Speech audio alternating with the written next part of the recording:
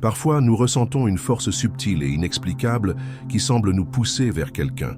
Ce n'est pas seulement du désir, de l'affinité ou de l'attirance, c'est quelque chose de plus profond, presque archétypal. La sensation que l'univers entier conspire à unir deux destins n'est pas qu'une poésie. C'est un appel de la psyché, un mouvement des forces invisibles qui façonnent la réalité et agissent en nous. Lorsque cette énergie se manifeste, elle ne crie pas, elle murmure. Et si vous êtes attentif, vous percevrez les signes. Ils apparaissent dans les rêves, dans les coïncidences, dans les répétitions mystérieuses du quotidien. Carl Jung a consacré sa vie à comprendre ces manifestations de l'inconscient et la manière dont elles nous guident vers l'individuation et vers l'autre. Dans cette vidéo, vous allez découvrir les signes qui révèlent quand l'existence vous veut aux côtés de quelqu'un. Laissez en commentaire « Je m'ouvre aux signes de l'inconscient ». Lorsque nous parlons de signes indiquant une connexion inévitable entre deux personnes, nous entrons directement dans le domaine de la psychologie analytique. Carl Jung comprenait que ce que nous appelons le hasard peut, bien souvent, être l'expression de la synchronicité, la coïncidence significative d'événements extérieurs avec des états intérieurs de la psyché. Autrement dit, l'univers semble répondre lorsqu'il existe un alignement profond entre deux âmes. Ces signes ne doivent pas être vus comme de simples superstitions, mais comme des manifestations symboliques qui pointent vers quelque chose de plus grand. La projection est l'un des mécanismes centraux pour comprendre ces expériences. Souvent, ce que nous percevons chez l'autre est le reflet de contenus cachés en nous-mêmes. La fascination ou le sentiment de reconnaissance immédiate peut être lié à l'activation de l'ombre ou d'archétypes intérieurs qui réclament intégration.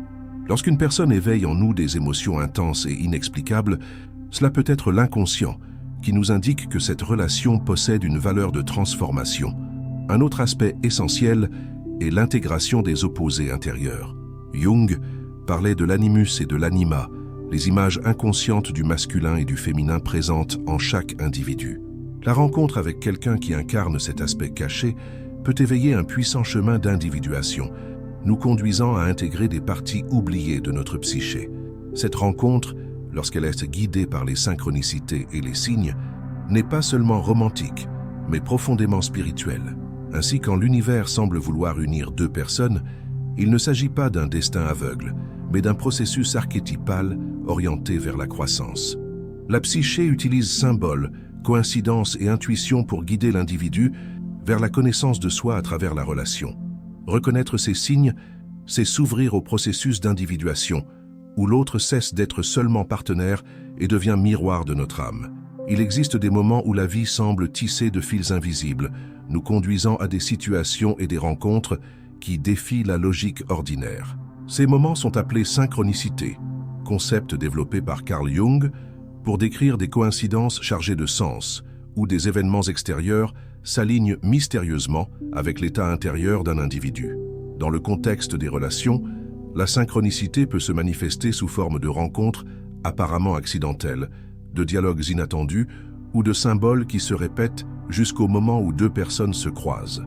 La synchronicité n'est pas un simple hasard. Pour Jung, c'est l'expression d'un ordre caché, une danse entre l'inconscient et la réalité objective. C'est comme si le monde extérieur reflétait ce que la psyché intérieure souhaite révéler, agissant comme un miroir symbolique. Quand deux personnes sont destinées à jouer un rôle fondamental dans le parcours l'une de l'autre, ce langage invisible commence à se manifester. Par exemple, quelqu'un rêve à plusieurs reprises d'images d'union et peu après rencontre une personne qui éveille exactement ce ressenti. Ou encore, on remarque des motifs récurrents, noms, chiffres, musique, phrases qui surgissent dans divers contextes et semblent pointer dans une même direction. Le charme des synchronicités ne réside pas dans l'événement en soi, mais dans la résonance intérieure qu'il provoque. Ce n'est pas n'importe quelle coïncidence qui prend une force symbolique, mais seulement celle qui touche l'âme et suscite l'impression que quelque chose de plus grand est en mouvement. Cette perception subjective est essentielle, car l'inconscient utilise des symboles pour transmettre des messages profonds, et l'univers y répond en donnant une forme extérieure à ces messages. Lorsqu'il s'agit de la rencontre entre deux personnes, la synchronicité agit comme catalyseur de la perception d'un destin partagé. Il ne s'agit pas d'un déterminisme rigide, mais d'une indication qu'elles ont quelque chose à apprendre ensemble, quelque chose à transformer en elles. L'autre n'apparaît pas comme un simple hasard, mais comme une pièce essentielle du processus d'individuation où chacun se rapproche de sa totalité psychique. Il est important de noter que la synchronicité peut aussi être confondue avec des illusions lorsqu'il n'y a pas de réflexion. L'empressement à voir des signes peut conduire à des interprétations forcées. Pourtant, la véritable synchronicité s'accompagne d'un sentiment de révérence, de surprise et de clarté, comme si le temps s'arrêtait un instant pour révéler un dessein caché. Cette expérience ne touche pas seulement l'émotion, mais réorganise aussi notre façon de percevoir la vie, renforçant l'idée qu'il existe un ordre plein de sens au-delà de ce que les yeux voient. La rencontre avec quelqu'un à travers la synchronicité invite les deux à plonger dans le mystère de leur propre psyché. L'autre n'est pas seulement partenaire ou objet de désir, mais représentant d'un appel symbolique. Être attentif à ces signes signifie s'ouvrir au dialogue entre conscient et inconscient, permettant à la vie de devenir plus qu'une routine, un champ vivant de symboles qui conduisent à la transformation. Ainsi, lorsque deux personnes se rencontrent sous l'influence de la synchronicité, ce n'est pas seulement leur histoire qui est en jeu, mais l'expression de forces archétypiques qui cherchent à se manifester. Chaque signe, chaque coïncidence significative devient une invitation à voir au-delà de la surface et à comprendre que l'union n'est pas seulement humaine, mais aussi spirituelle et psychique. Reconnaître et honorer ces signes est un pas essentiel pour vivre des relations avec profondeur et sens, permettant à l'univers de parler à travers ce qui paraissait n'être que hasard. Toute relation humaine porte en elle un champ invisible de miroir, où ce que nous voyons chez l'autre n'est souvent pas son essence, mais les reflets de contenus intérieurs que nous n'avons pas encore reconnus en nous-mêmes. Ce phénomène est appelé par Carl Jung projection. Il s'agit d'un mécanisme psychologique où des aspects inconscients de notre propre psyché sont déplacés et attribués à une autre personne. C'est pourquoi, dans de nombreuses rencontres, nous ressentons une connexion immédiate et inexplicable, comme si l'autre était quelqu'un que nous connaissions déjà depuis longtemps. En réalité, il active en nous des images internes déjà présentes, attendant le moment d'être révélées à la conscience. Quand une personne éveille en nous fascination, admiration ou enchantement disproportionné, il y a généralement projection en action. L'autre devient dépositaire de qualités que nous souhaiterions développer ou reconnaître en nous-mêmes. Par exemple, quelqu'un peut voir chez une autre personne du courage, de la liberté, ou une sensibilité qu'il n'a pas réussi à vivre pleinement. Ce mouvement inconscient crée la sensation de destin, l'idée que l'univers a voulu unir ces deux vies. Pourtant, le véritable but de cette expérience est de provoquer l'autoconnaissance, percevoir chez l'autre ce qui nous appartient aussi. La projection ne concerne pas seulement les qualités positives, elle se manifeste souvent sous forme de rejet, d'irritation ou de méfiance. Ce qui nous dérange profondément chez quelqu'un peut être le reflet d'aspects refoulés de notre propre ombre, c'est-à-dire des parties que nous n'acceptons pas ou ne reconnaissons pas. Ainsi, les relations deviennent une scène où l'inconscient s'exprime, révélant des contenus cachés. La rencontre ne se limite donc pas à l'affection ou à l'attirance, mais devient un espace de croissance psychique. Reconnaître la projection est un processus délicat. Au début, elle peut sembler magique, comme si l'autre incarnait un idéal. Mais, avec le temps, le masque tombe et la personne réelle émerge, avec ses failles et sa singularité. Ce moment entraîne souvent frustration, car l'idéalisation s'efface. Cependant, c'est précisément là que commence la véritable possibilité de lien, lorsque nous cessons d'aimer la projection pour voir l'autre tel qu'il est. Cette transition demande de la maturité émotionnelle, car elle signifie renoncer à la fantaisie pour accueillir la réalité. Jung considérait ce processus comme fondamental sur le chemin de l'individuation. L'autre sert de miroir non pas pour nous enfermer dans l'illusion, mais pour révéler des aspects à intégrer. Si quelqu'un projette son courage sur une autre personne, le défi est d'éveiller ce courage en soi. S'il projette amour ou sensibilité, il doit trouver des façons d'exprimer ses qualités dans sa propre vie. La relation ainsi cesse d'être seulement affective et se transforme en une opportunité d'intégration psychique. Le grand piège de la projection est de croire que l'autre est responsable de nous compléter. Cette erreur mène à des dépendances émotionnelles et à de constantes frustrations. La proposition jungienne est différente. Reconnaître que l'autre éveille quelque chose qui existe déjà en nous, mais qui n'a pas encore été développé. Ainsi, la relation n'est pas un lieu de perte de soi. mais d'expansion de conscience. Quand l'univers nous présente quelqu'un qui semble porter tous les signes d'une rencontre spéciale, il faut discerner si nous sommes face à la personne réelle ou à une projection intense.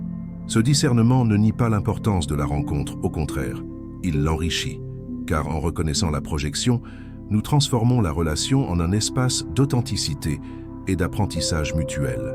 L'autre n'est plus seulement idéal ou ombre, mais un être humain complet, qui porte aussi ses propres projections. Ainsi, la projection n'est pas une erreur à éviter, mais une invitation à plonger plus profondément en soi. Elle marque le début du lien, mais ne doit pas en être la fin. En traversant ce voile, nous ouvrons la porte à une connexion véritable, où chacun peut grandir, non plus prisonnier d'illusions, mais renforcé par la conscience que ce que nous voyons chez l'autre est, en grande partie, le reflet de notre propre âme. Au fond de chaque être humain existe un territoire obscur, rempli d'aspects rejetés, cachés ou non reconnus par la conscience.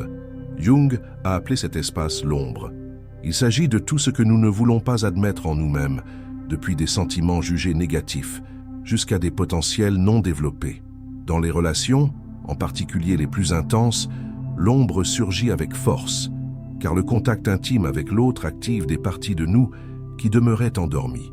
Ainsi, ce qui semblait au départ simple attirance ou affinité se transforme tôt ou tard en miroir de nos contradictions.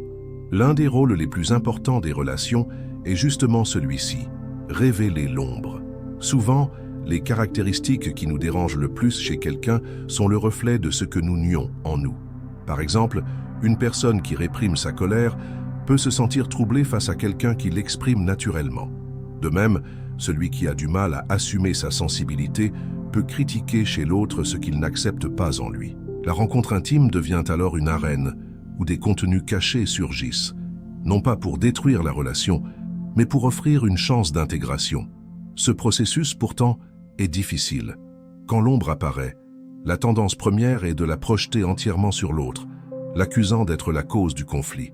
À ce stade, beaucoup de liens se rompent, car il est plus facile de rejeter l'autre que d'affronter le miroir qu'il représente. Toutefois, si le courage existe pour reconnaître cette dynamique, la relation peut devenir un espace de connaissance de soi profond. Accepter l'ombre ne veut pas dire justifier des comportements nuisibles, mais comprendre que ce que l'autre réveille touche directement nos zones aveugles. Jung affirmait que l'individuation, le chemin vers la totalité, n'advient que lorsque nous apprenons à intégrer l'ombre. Cela signifie mettre en lumière les aspects refoulés, les accueillir et trouver des manières conscientes de les exprimer. Dans une relation, ce mouvement peut se manifester dans des conversations sincères, des moments d'introspection ou la recherche de voies créatives pour canaliser des énergies refoulées.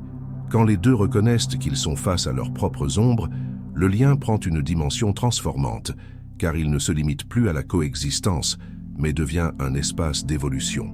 Un des signes que l'univers met quelqu'un sur notre chemin est justement l'intensité des émotions que cette rencontre provoque. Si tout n'était que tranquillité et confort, il n'y aurait pas d'espace pour la croissance. Ce sont les frictions, les confrontations et les inconforts qui révèlent l'ombre. Cette révélation, bien que douloureuse, est aussi libératrice, car elle ouvre la porte à un nouveau niveau de conscience. L'autre, en réveillant nos ombres, nous aide à nous regarder avec plus d'honnêteté. L'intégration de l'ombre demande cependant une discipline intérieure. Il ne s'agit pas de tout projeter sur le partenaire, ni de porter seul le poids d'un lien tourmenté. Le chemin consiste à reconnaître sa propre responsabilité dans les conflits et à percevoir ce qu'ils enseignent. Bien souvent, le simple fait d'assumer une faiblesse ou une peur transforme déjà la qualité de la relation. L'ombre perd son pouvoir destructeur lorsqu'elle est nommée et accueillie. Les relations ne doivent donc pas être vues seulement comme lieu de plaisir et de compagnie, mais comme espace où nous sommes appelés à affronter ce que nous ignorons de nous-mêmes. Quand l'ombre est reconnue, le lien devient plus authentique, car chacun se montre dans sa totalité, sans masque. Ce processus n'élimine pas les défis, mais crée une base plus solide, où les deux peuvent grandir ensemble. Ainsi, quand l'univers signale une rencontre, il ne promet pas uniquement harmonie, mais transformation. L'ombre, dans ce contexte, est une maîtresse déguisée, qui apparaît à travers l'autre pour nous enseigner ce que seuls nous n'aurions pas pu voir. L'intégrer, c'est accepter que la relation n'est pas seulement un lieu de confort, mais aussi un laboratoire de l'âme, où lumière et obscurité se rencontrent pour forger une conscience plus entière. Au cœur de la psychologie analytique, Jung décrit l'individuation comme le processus par lequel l'être humain devient ce qu'il est dans son essence. C'est un chemin d'intégration des contraires, où conscient et inconscient dialoguent, révélant une identité plus profonde et authentique. Ce processus, bien que personnel, prend une dimension singulière lorsqu'il est vécu dans le contexte d'une relation amoureuse. Le lien avec l'autre peut devenir un puissant catalyseur d'individuation, car il nous confronte à des projections, des ombres et des archétypes qui exigent transformation. Se relier de manière authentique ne consiste pas seulement à partager des moments d'affection, mais à permettre que la rencontre devienne un miroir de l'âme. Lorsque deux personnes se rencontrent sous de puissants signes de l'inconscient, cette rencontre dépasse le simple romantisme. Elle devient un espace sacré de connaissance de soi. L'autre, ainsi, n'est pas seulement compagnon, mais aussi guide et provocateur de changements intérieurs. Il éveille à la fois nos lumières et nos ombres, nous obligeant à reconnaître des aspects cachés de nous-mêmes. Cette expérience, bien que souvent douloureuse, est l'essence même de l'individuation. Le lien amoureux offre donc des défis qui dépassent la vie quotidienne. La cohabitation expose fragilité, réveille insécurité et fait surgir des peurs ancestrales. Au lieu de voir ces conflits comme des menaces, la psychologie jungienne invite à les comprendre comme des opportunités de croissance. Chaque désaccord peut révéler une partie refoulée de la psyché, chaque crise peut indiquer un apprentissage, et chaque réconciliation peut symboliser l'intégration des contraires intérieurs. Ainsi, la relation devient un laboratoire vivant de l'âme, où l'individuation se déploie de façon partagée. Jung a aussi souligné l'importance de l'anima et de l'animus dans ce processus. Ces images inconscientes du féminin et du masculin vivent en chacun et sont activées dans les relations amoureuses. Rencontrer quelqu'un qui symbolise l'animus ou l'anima peut générer une attraction magnétique, car nous sentons que l'autre porte une partie de nous-mêmes encore non intégrée. La relation devient alors une invitation à accueillir cette énergie intérieure et à élargir la conscience. Quand un homme reconnaît, à travers sa partenaire, des aspects de sensibilité, d'intuition et d'accueil qu'il doit développer, ou quand une femme se retrouve face à du courage, de la rationalité ou de la fermeté, éveillée par son partenaire, les deux avancent vers la totalité. L'individuation à travers le lien amoureux ne signifie pas se perdre dans l'autre, mais se trouver au milieu de la rencontre. C'est un paradoxe profond. En même temps que nous nous donnons à la relation, nous sommes appelés à affirmer notre propre identité. Il ne s'agit pas de fusion, mais d'intégration. Deux âmes entières qui, en se liant, élargissent mutuellement leur conscience. Quand la relation repose sur cette base, elle transcende la simple satisfaction personnelle et devient un chemin spirituel. Ce processus demande toutefois vigilance et courage. Le risque est de confondre individuation avec dépendance émotionnelle. Quand nous projetons sur le partenaire la responsabilité de notre bonheur, nous bloquons le processus de croissance. L'individuation exige que chacun assume sa propre trajectoire intérieure, même si l'autre marche à ses côtés. La relation saine est celle où les deux avancent ensemble, mais conscient que chaque pas intérieur est une responsabilité personnelle. En comprenant que l'univers nous présente des rencontres qui semblent inévitables, nous sommes invités à affronter la dimension archétypale de ces liens. Ils ne viennent pas seulement satisfaire des désirs personnels, mais transformer la psyché en profondeur. L'amour dans ce sens n'est pas seulement une émotion, mais aussi un symbole, un pont entre l'humain et le divin, entre la fragmentation et la totalité. À travers lui, nous devenons plus conscients, plus entiers et plus vrais.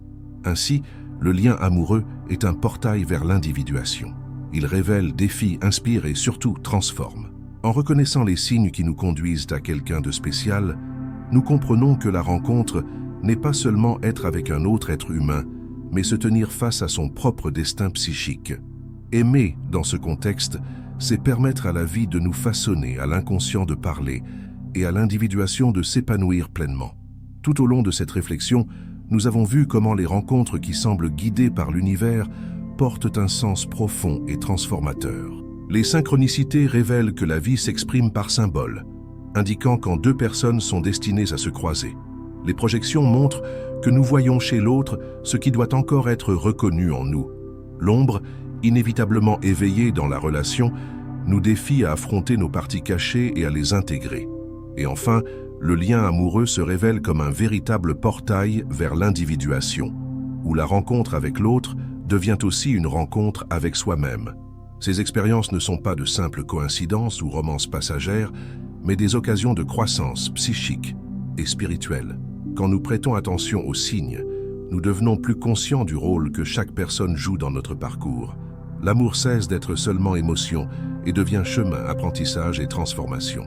Si vous souhaitez approfondir ce voyage intérieur, abonnez-vous à la chaîne et continuez à suivre les contenus qui explorent la psychologie jungienne appliquée à la vie réelle. Et ne manquez pas la vidéo qui apparaît maintenant à l'écran, car elle élargira encore plus votre compréhension des mystères de l'âme et de l'amour.